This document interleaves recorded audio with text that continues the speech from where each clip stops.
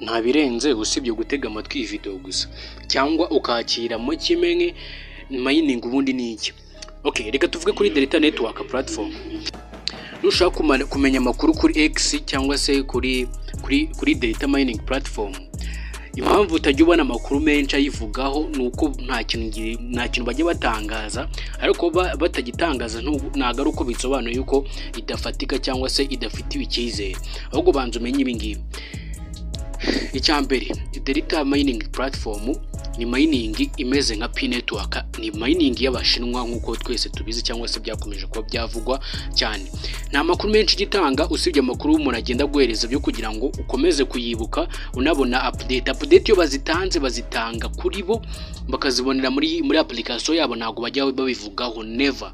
Amakuru niyo mpamvu uzagenda uyabonera hano. Icyo nje kubabwira hano rero ndagira mbwire abantu nk'aba pioneers cyangwa se muri make abantu bashyashya, mumenye yuko igihe haje kano kantu ugomba ku updatinga application yawe, nicyo baba bari kukubwira. Ugakanda hano hejuru kuri view cyangwa se ugakanda kuri tuno tuntu dutatu ukajya ku updatinga, wakupdating ukamanuka hasi kwa tuzanditse ngo security check version, hano gutya kuri munsi hano ukaza kuri version ukakanda.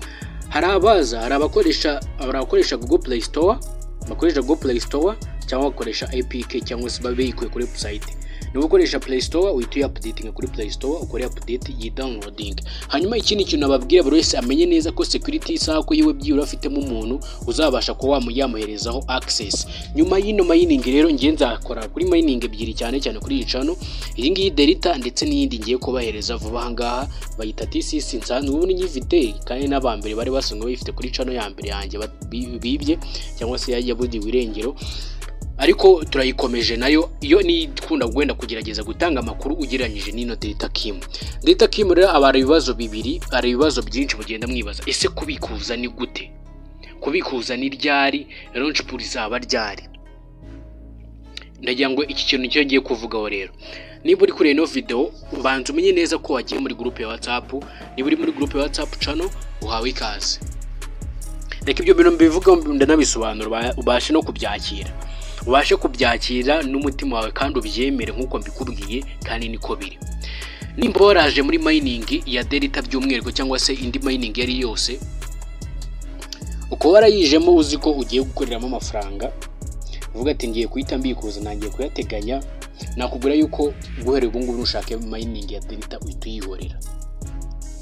Nimba uzi ko ushaka kumininga, juza buri munsi igihe cyose uzajya ukandeho kugeza igihe cyari cyose. Menya ngenda kubwiza ukuri, byatwara imyaka 10, byatwara 5, byatwara n'6 yepa yamaze imyaka 5 nibwo yagiye ku isoko hanze.